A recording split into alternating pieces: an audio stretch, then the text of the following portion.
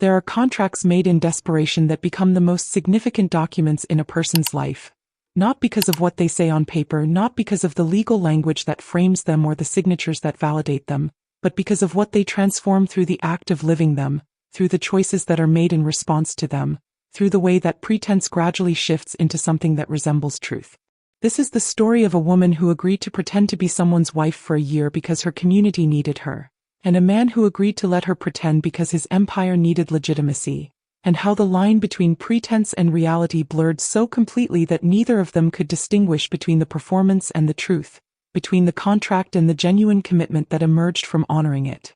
Her name is Amara Okafor, and she is 42 years old, and she has dedicated her entire adult life to something that most people would consider to be an impossible task. She has devoted herself to saving her community. Amara was born in Chicago in a neighborhood on the South Side that was defined by poverty, by inadequate schools, by the absence of resources, by the presence of gang violence, by all the structural inequalities that create the conditions for human suffering. Her father was a mechanic who worked 80-hour weeks, who spent his life repairing cars, who understood mechanical systems with the kind of intimate knowledge that comes from spending decades with tools and engines. Her mother was a nurse who worked nights, who spent her life trying to heal people, who understood that compassion was as important as competence. Together they created enough money to keep their 4 children fed, clothed, and in school, but there was never enough money for anything beyond survival. When Amara was 12 years old, she was taken to a community center by her school as part of a field trip. The community center was called the Okafor Center, named after a man named Chief Emeka Okafor, a Nigerian immigrant who had made money in real estate and had decided to donate a significant portion of that money to create a space where children in low-income neighborhoods could learn, could train, could discover possibilities beyond the streets. The Okafor Center had a gym. It had a dance studio. It had a library with computers. It had martial arts training facilities. And it had teachers who actually cared about the children they were teaching, who understood that their job was not just to transmit information but to expand possibilities, to demonstrate that there were paths forward, that the future was not predetermined by the circumstances of birth. Amara fell in love with the place immediately. But more specifically, she fell in love with the martial arts training. She took a class in kickboxing, taught by a woman named Coach Diana, who was a former Olympic athlete who had dedicated her life to teaching young people that their bodies could be weapons, that their strength could be reclaimed, that they could use physical discipline to transform their lives. By the time Amara was 14, she was training with Coach Diana 5 days a week. By the time she was 16, she was competing in amateur kickboxing tournaments. By the time she was 18, she was a national champion. But Amara didn't pursue professional boxing. Instead, she made a decision that surprised everyone who knew her. She got certified as a personal trainer. She got a degree in community development. And she returned to her neighborhood and took over the management of the Okafor Center when Chief Okafor retired at the age of 85. She transformed the facility.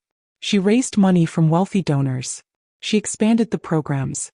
She created a place where thousands of young people learned discipline, learned physical strength, learned that they had capacity to shape their own futures.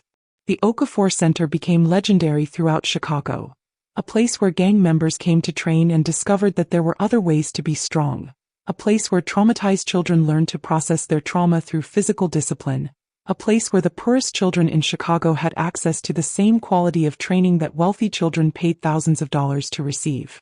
Amara became a figure of respect in her community. She became someone who understood not just how to teach people to fight, but how to teach them to believe in themselves, how to create structures that allowed people to transform their lives. But 10 years ago, the building that housed the Okafor Center was seized by the city through a tax foreclosure proceeding. The previous owner, Chief Okafor's successor, a man who had failed to maintain the property taxes, had allowed the payments to lapse, and the city had moved forward with seizure. The building was sold at auction to a real estate development company that intended to demolish it and construct luxury apartments on the site, apartments that would cost more than most of Amara's clients could make in a year. Amara fought. She went to city council meetings. She gathered signatures on petitions. She organized community activism. She raised money to try to purchase the building herself. But she was always short.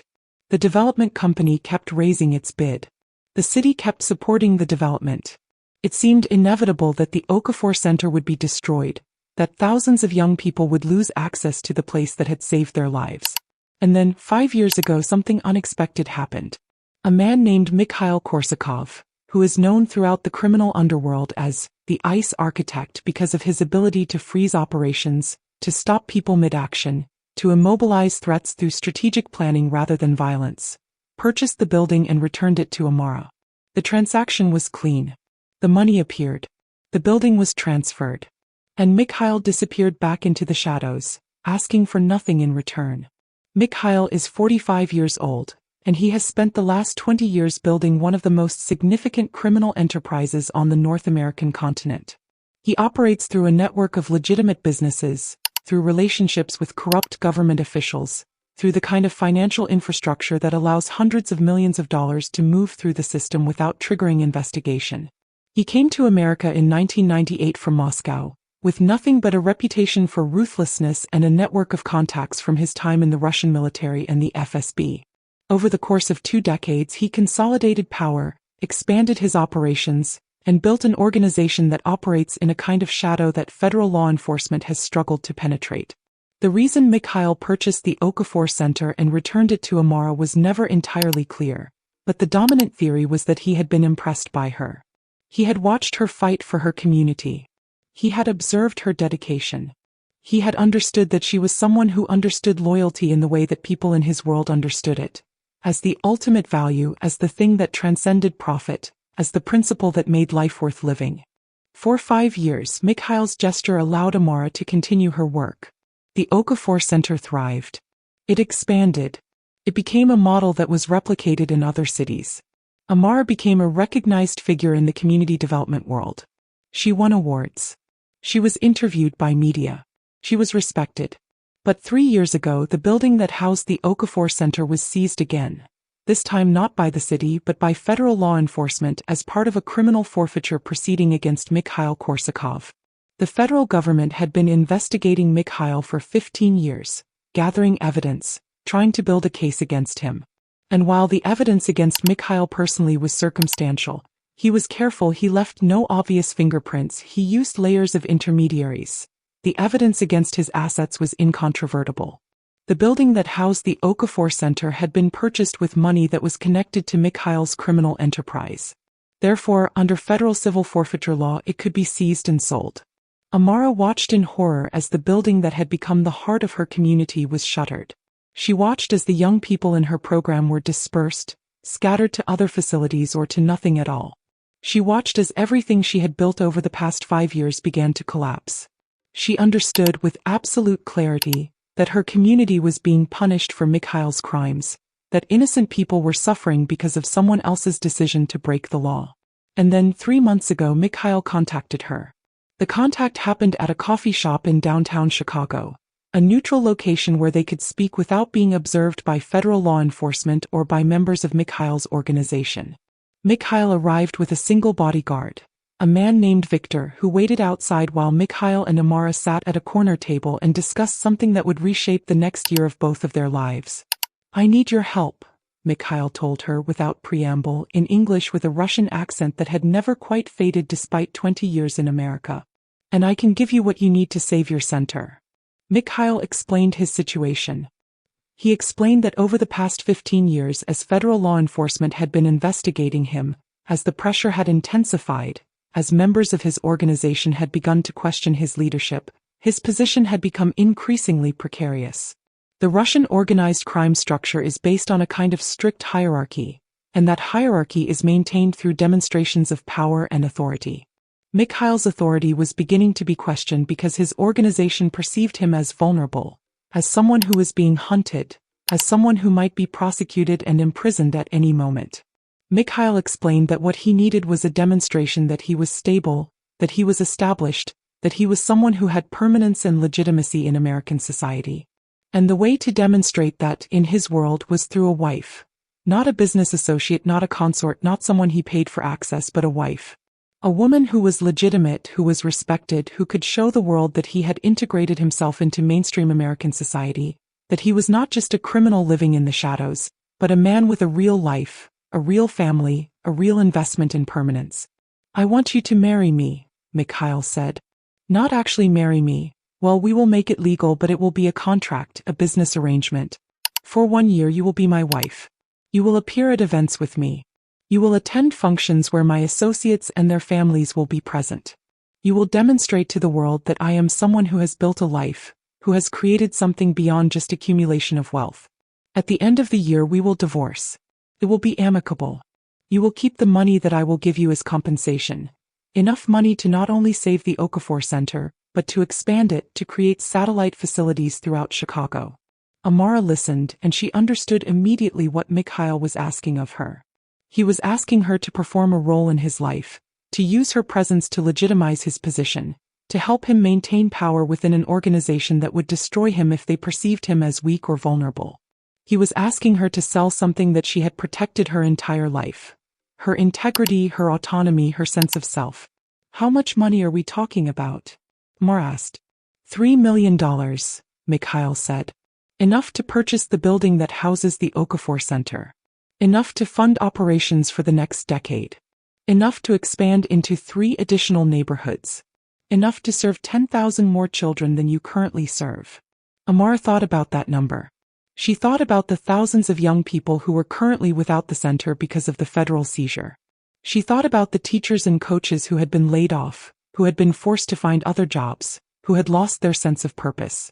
She thought about what that $3 million could do, the lives it could change, the community it could transform.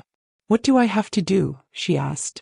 Over the next 2 weeks, Mikhail's legal team drew up a contract. The contract was extraordinarily detailed. It specified exactly what Amara's obligations would be.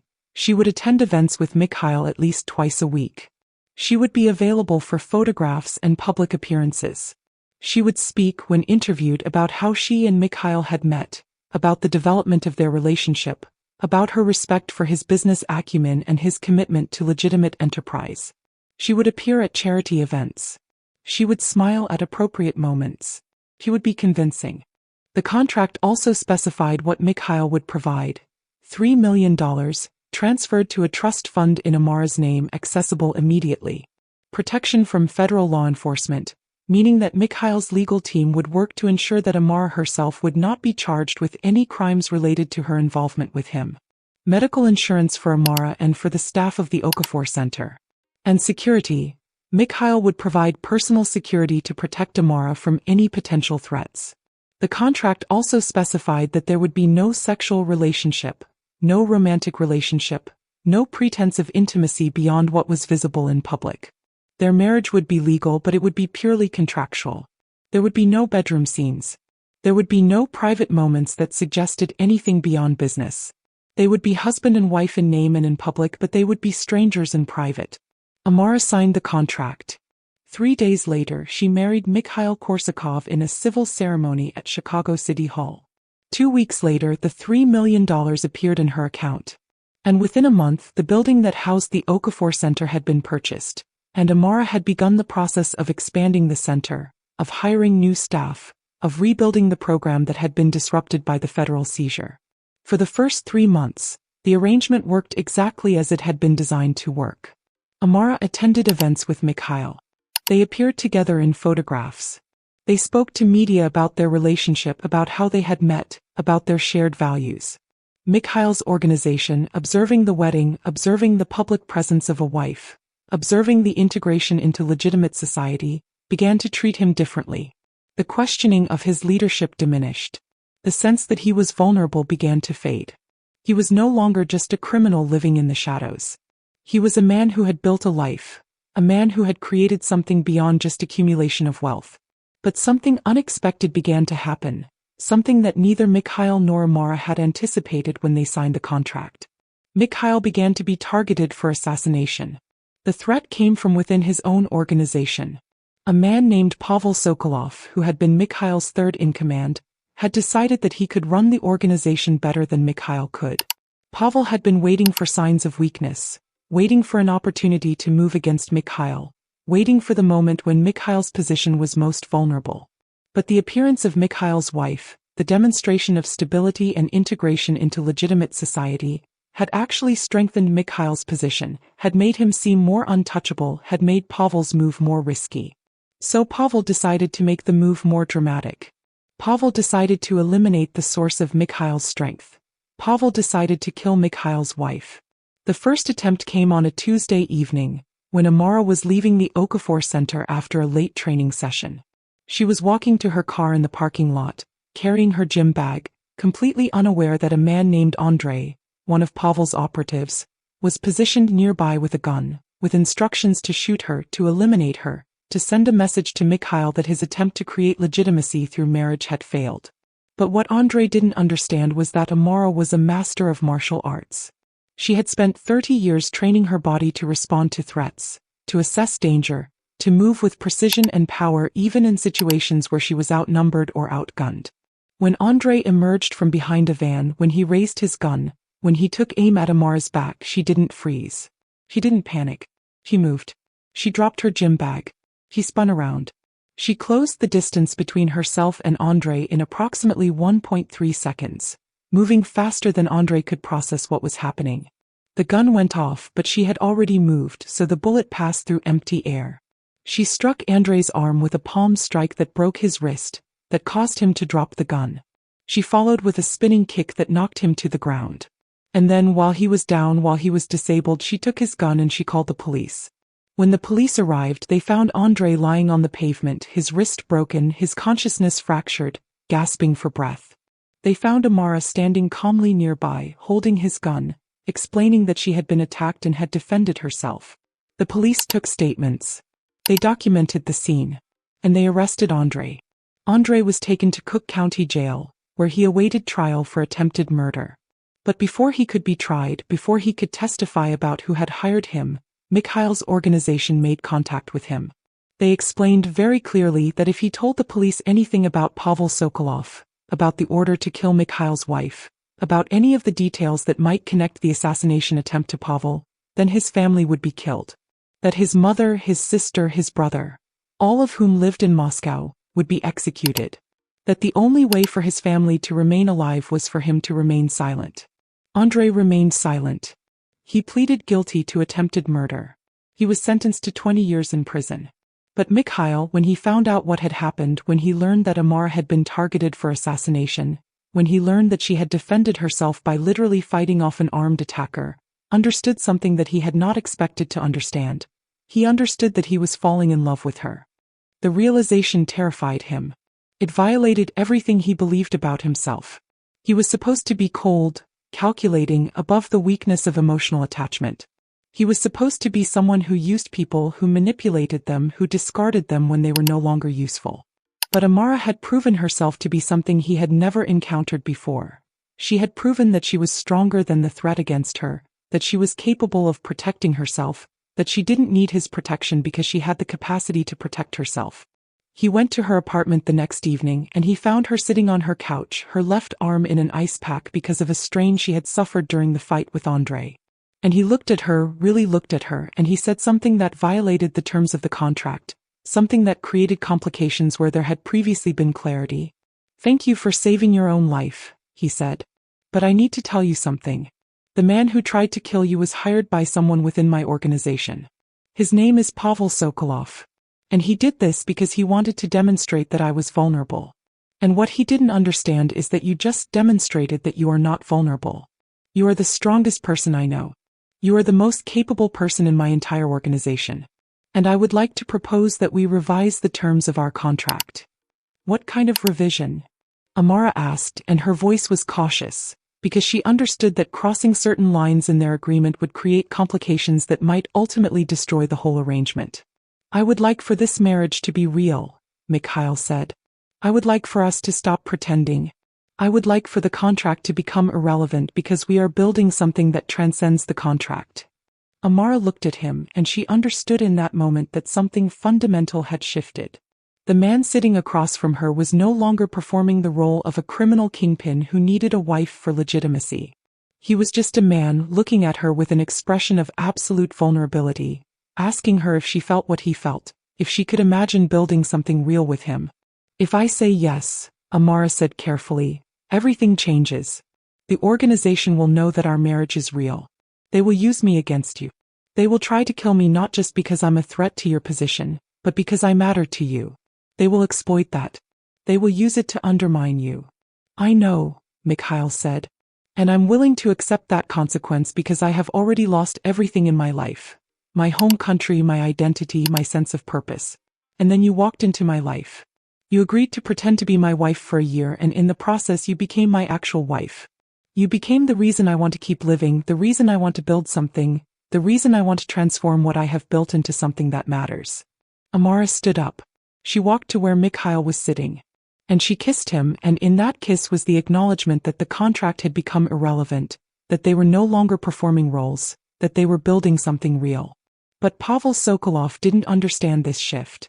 Pavel only understood that the assassination attempt had failed, and that he needed to try again, that he needed to be more aggressive, more direct, more devastating. Over the next several weeks, Pavel made 3 more attempts to eliminate Amara. Each one failed. Each one was foiled by Amara's skill, Amara's awareness, Amara's absolute refusal to be killed. And each time an assassination attempt failed, Mikhail's position within his organization strengthened, because his organization perceived him as someone who was strong enough to protect his wife, who was dangerous enough to ensure that threats against her would be neutralized. The members of his organization understood, through the failure of each assassination attempt, that moving against Mikhail meant confronting someone who had grown more powerful, not less, someone whose commitment to protecting his wife suggested that he would defend her and himself with absolute ferocity. But the 4th assassination attempt was different. It wasn't targeted at Amara directly. It was targeted at Mikhail. Pavel understood that if he couldn't kill Amara, he should kill Mikhail. If Mikhail was dead, then the succession would pass to Pavel, and Pavel would assume control of the organization. The operation was planned carefully. Pavel arranged for Mikhail to be isolated, separated from his bodyguards, separated from his security team, placed in a situation where he was vulnerable. Mikhail was attending a meeting at a warehouse on the outskirts of Chicago. The meeting was supposed to be with the heads of 3 satellite operations within his organization. Routine business, routine management. But when Mikhail arrived at the warehouse, he found instead Pavel Sokolov, waiting for him with 15 armed operatives, waiting to execute him, waiting to take control of his organization.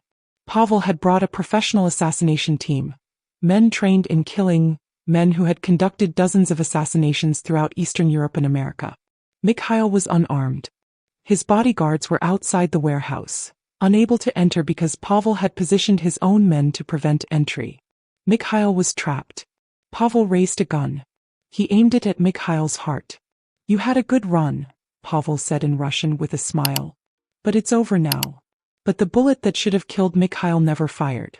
Amara had followed Mikhail to the warehouse. She had understood, through some kind of intuition, through some sixth sense that comes from being trained to understand danger, that something was wrong, that Mikhail was walking into a trap. She had positioned herself on the roof of the warehouse. And when Pavel raised his gun, when Pavel prepared to execute Mikhail, Amara shot Pavel in the shoulder, not to kill him but to disable him, to prevent him from pulling the trigger. Pavel screamed. His gun fell from his hand. The shot, that single gunshot, alerted the federal law enforcement agents who had been surveilling the warehouse as part of their ongoing investigation of Mikhail's organization. What happened next was chaos. The federal agents breached the warehouse. Pavel's assassination team engaged the federal agents. Mikhail was captured. Amara was captured. And the entire operation, Pavel's plan to assume control of Mikhail's organization, collapsed in the span of approximately 45 seconds. But in the immediate aftermath, while the chaos was still ongoing, while people were being arrested and secured, Mikhail looked at Amara and he said something that would echo through the rest of their lives. "You were supposed to stay safe. You were supposed to let me handle this. You were supposed to let the contract expire and walk away with $3 million and a transformed community center. But instead you saved my life." "The contract expired when we decided that our marriage was real," Amara said. "And when you decide that someone matters to you more than your life, you don't get to ask them to stay safe. You get to stand beside them and you get to be willing to die for them the same way they're willing to die for you."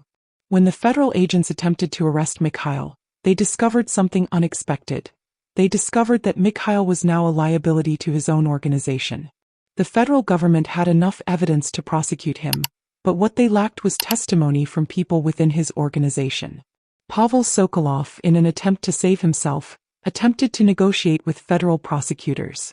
He offered to provide testimony against Mikhail, to detail the structure of Mikhail's criminal enterprise, to explain how the money flowed, how the operations were conducted, how the violence was authorized.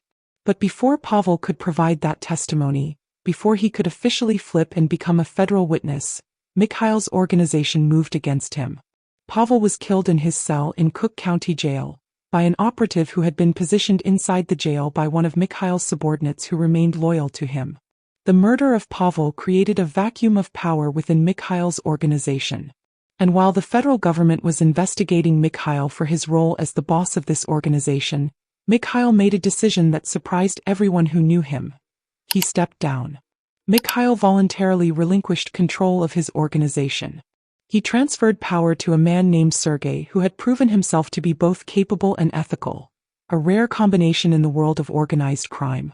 And Mikhail himself turned federal informant. He made a deal with federal prosecutors. He would provide testimony about his organization. He would explain how money was laundered, how violence was authorized, how the entire structure operated. In exchange, he would receive a reduced sentence, and he would be placed in witness protection along with Amara. The federal prosecution of Mikhail's organization took 2 years. During those 2 years, Mikhail testified against 17 members of his organization. He provided evidence that led to convictions. He explained for federal prosecutors and for a federal jury how a criminal enterprise was structured and operated.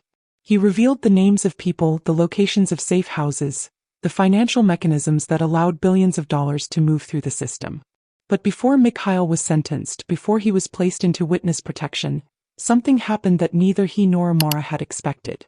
Mikhail's organization, while the leadership was in chaos, while prosecutions were ongoing, while members were cooperating with federal law enforcement, attempted one final operation. They attempted to eliminate Mikhail and Amara, understanding that if they could accomplish that, they could prevent his testimony, they could disrupt the federal prosecution. The operation was conducted at a federal courthouse, while Mikhail was preparing to testify for the final time. A man with a gun attempted to enter the courthouse, attempted to reach Mikhail while he was entering the building. But Amara, walking alongside Mikhail, her body trained to recognize and respond to threats, her awareness always calibrated to danger, intercepted the attempt. She pushed Mikhail aside. She struck the gunman with a combination of movements that happened so quickly they were almost invisible. The gunman's weapon fell to the ground. He fell to the ground. And Mikhail was safe. Federal agents apprehended the gunman. Mikhail testified.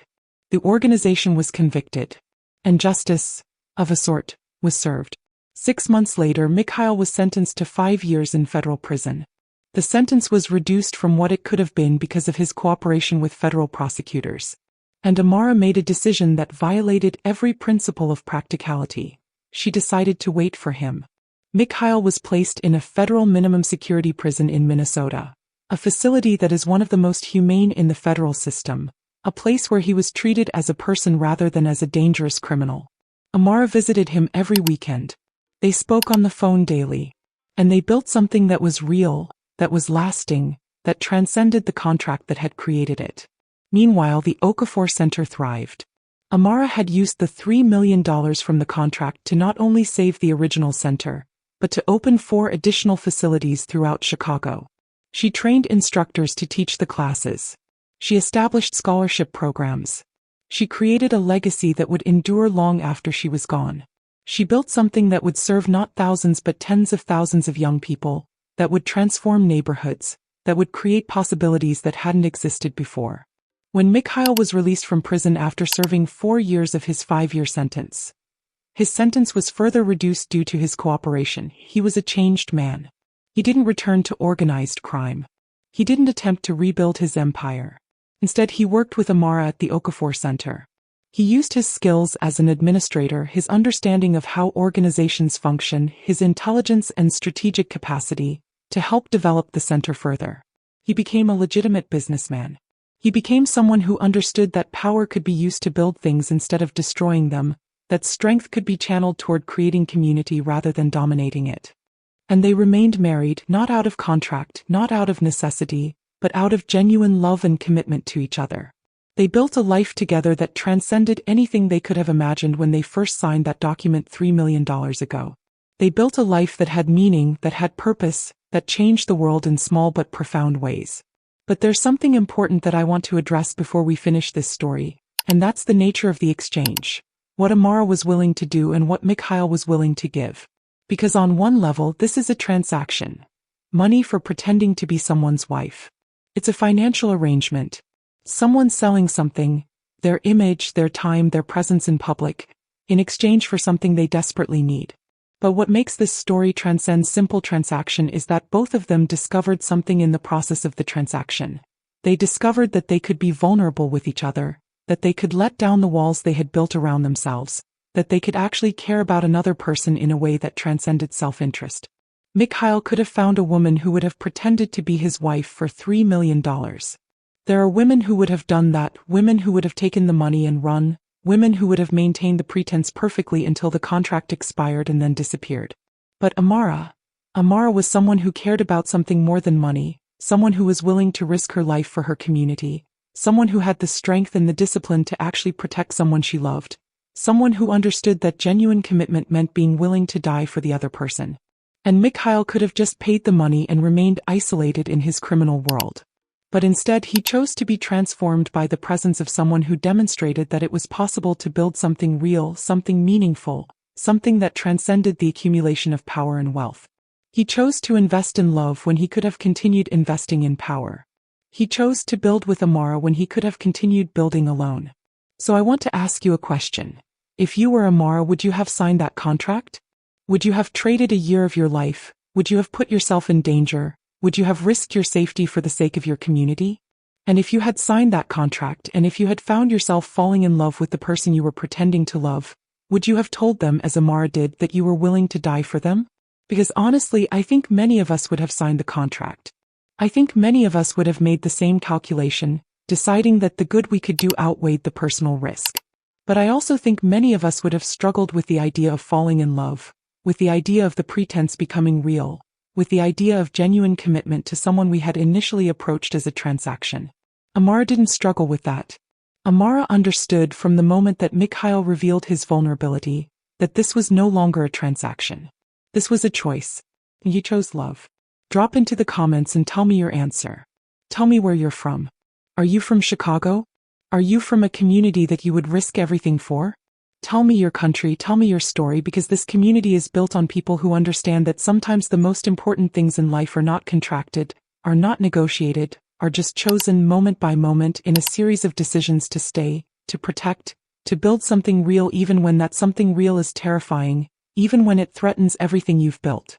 And if this story moved you, if you felt the desperation of Amara's situation, if you understood why she agreed to the contract, if you believed in her love for Mikhail and his love for her, if you were moved by the way she literally saved his life multiple times, please hit that like button. We're targeting 11,500 likes on this video because this story deserves recognition. This is a story about a woman who was strong enough to save the man she loved, about a criminal who was willing to transform himself when he encountered genuine love, about the way that community and connection can change everything. Subscribe right now because there are 16 more stories about Mikhail and Amara, about the life they build together after he's released from prison, about the Okafor Center expansion and the thousands of lives it continues to transform, about the federal investigation into Mikhail's organization and the way that justice is served not through vengeance, but through truth-telling and cooperation. We're going to explore the organization after, where we follow Sergei, the man who took over Mikhail's organization after he stepped down, and who had to decide whether to continue the criminal enterprise or to attempt something different. We're going to investigate the witness on witness, where we discover that another member of Mikhail's organization was also cooperating with federal law enforcement, and the two witnesses had to be protected from each other as much as from the organization. And we're going to tell the story of the 5 years, where we follow Mikhail's prison sentence, where we witness the transformation that occurs when a powerful man is stripped of all power and must find meaning in something other than the accumulation of authority. We'll see how his relationship with Amara sustained him, how her visits changed him, how he emerged from prison as a different man, someone who understood that the most powerful thing a person can build is not an empire, but a connection with another human being.